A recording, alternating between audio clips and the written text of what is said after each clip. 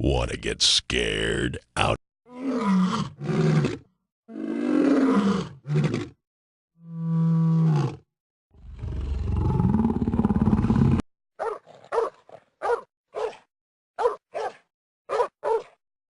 In the midst of all my bitching, you might have noticed that I never complain about politicians. I leave that to other people. There's no shortage of volunteers. Everyone complains about politicians. Everyone says they suck.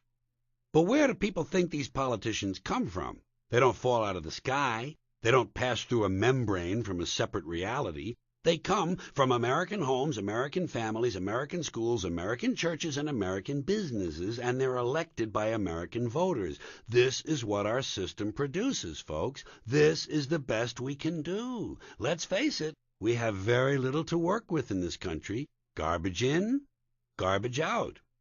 Ignorant citizens elect ignorant leaders. It's as simple as that. And term limits don't help. All you do is get a brand new bunch of ignorant leaders. So maybe it's not the politicians who suck.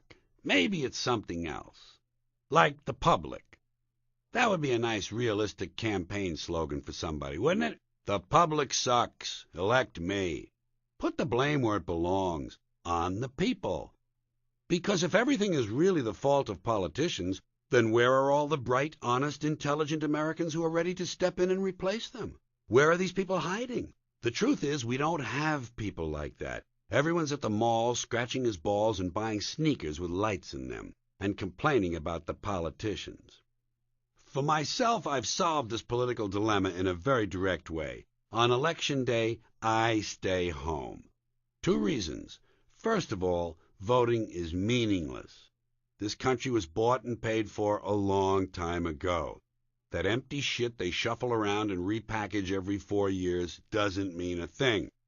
Second, I don't vote because I firmly believe that if you vote, you have no right to complain. I know some people like to twist that around. They say, if you don't vote, you have no right to complain. But where's the logic in that? Think it through. If you vote and you elect dishonest, incompetent politicians, and they screw things up, then you're responsible for what they've done. You voted them in. You caused the problem. You have no right to complain. I, on the other hand, who did not vote, who in fact did not even leave the house on Election Day, am in no way responsible for what these politicians have done and have every right to complain about the mess you created, which I had nothing to do with. Why can't people see that? Now, I realized recently you folks had another one of those really swell presidential elections that you treasure so much. That was nice. I'm sure you had a good time, and I'm sure that everyone's life has now improved. But I'm happy to tell you that on Election Day, I stayed home. And I did essentially what you did. The only difference is when I got finished masturbating, I had something. Then there are some things you don't want to hear. Some things you just flat don't want to hear. You don't want to come home from work and hear, "Honey, remember how we told the children never to play on the railroad tracks?" You don't want to be sitting in your doctor's office and hear this, "Well, Jim, there's no reason why you shouldn't live another 20 to 30 years. However, you will be bleeding constantly from both eyes." Here's something I don't want to hear. "I'm pregnant, you're the father, and I'm going to kill all 3 of us." Calm down, have some dip.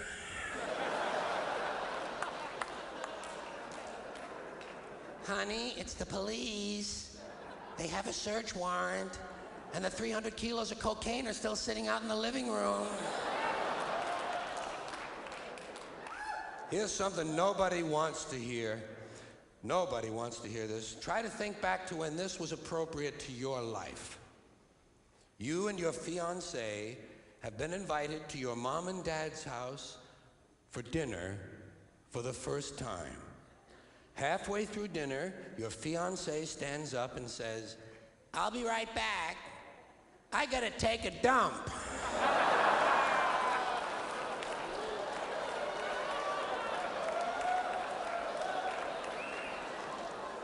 There seems to be no really genteel way of announcing publicly a dump. And frankly, I'm not impressed with people who tell me what they're going to do when they go to the bathroom in the first place. Doesn't it bother you, people who announce that, I'll be right back, I'm going to take a shit? Never mind! Do what you have to do and leave me out of it. And don't describe it when you come back. Boy, you should have seen. Never mind! It set off the smoke alarm. Never mind!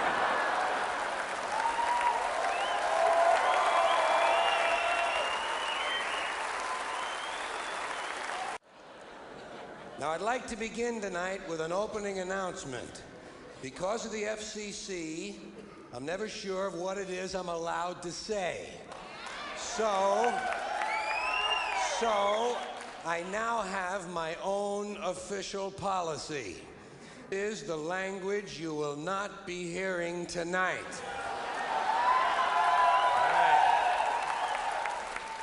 You will not hear me say bottom line, game plan, role model, scenario, or hopefully.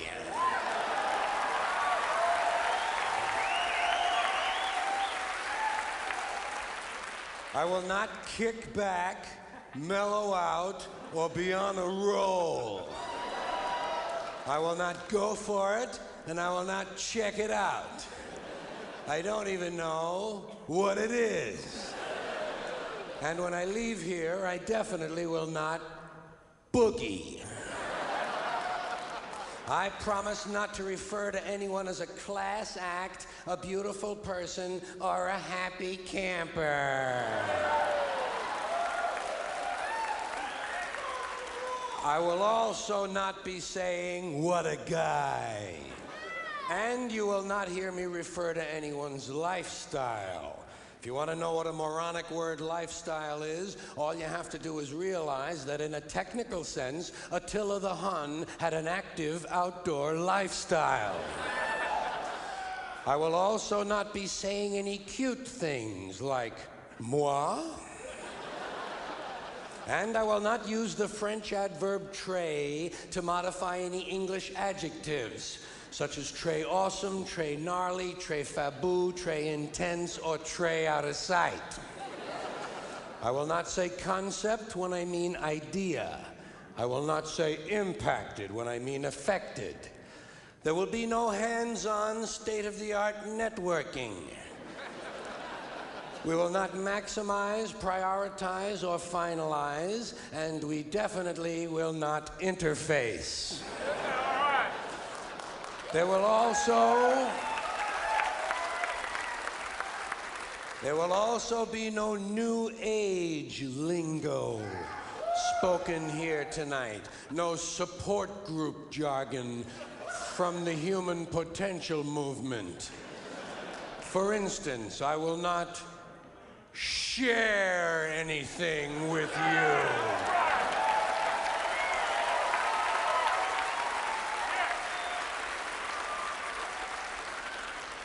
I will not relate to you, and you will not identify with me.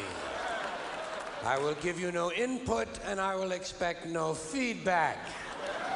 This will not be a learning experience, nor will it be a growth period. There'll be no sharing, no caring, no birthing, no bonding, no parenting, no nurturing. We will not establish a relationship, we will not have any meaningful dialogue, and we definitely will not spend any quality time.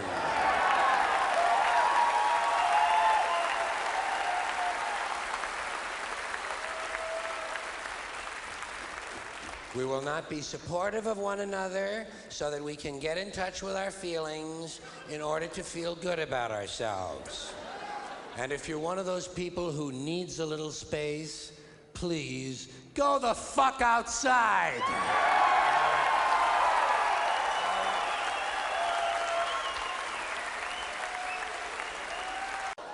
That's my political humor. People like it when you're topical. Oh, some people don't like you to talk like that. Oh, some people would like to shut you up for saying those things. You know that. Lots of people, lots of groups in this country want to tell you how to talk. tell you what you can't talk about. Well, sometimes they'll say, well, you can talk about something, but you can't joke about it. Say you can't joke about something because it's not funny. Comedians run into that shit all the time. Like rape. They'll say, you can't joke about rape. Rape's not funny. I say, fuck you. I think it's hilarious. How do you like that?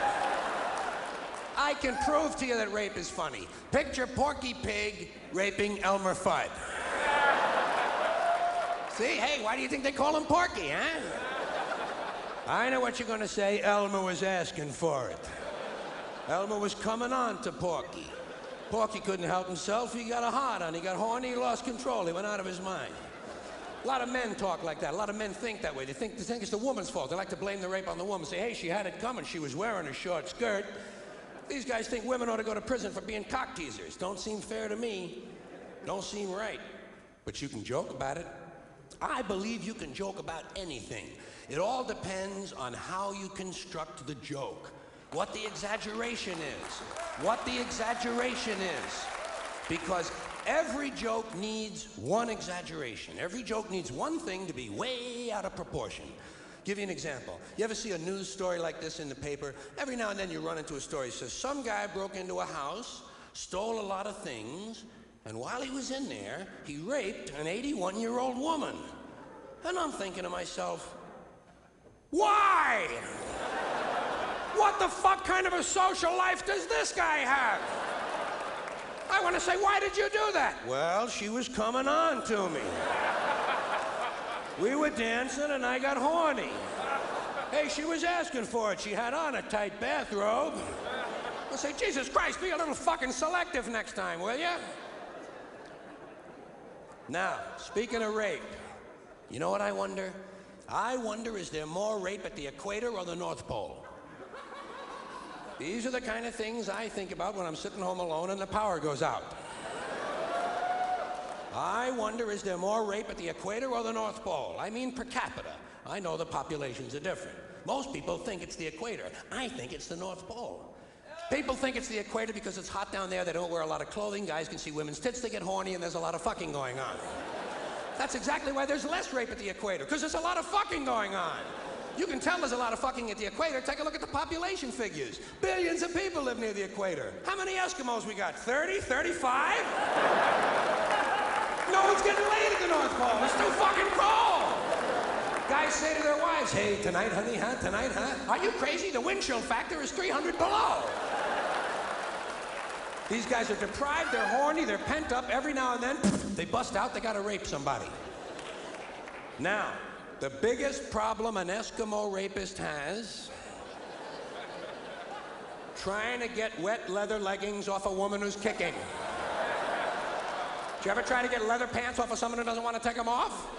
You would lose your heart on in the process. Up at the North Pole, your dick would shrivel up like a stack of dimes.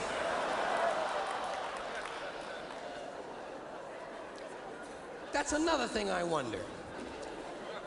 I wonder, does a rapist have a hard-on when he leaves the house in the morning? Or does he develop it during the day while he's walking around looking for somebody? These are the kind of thoughts that kept me out of the really good schools. You can't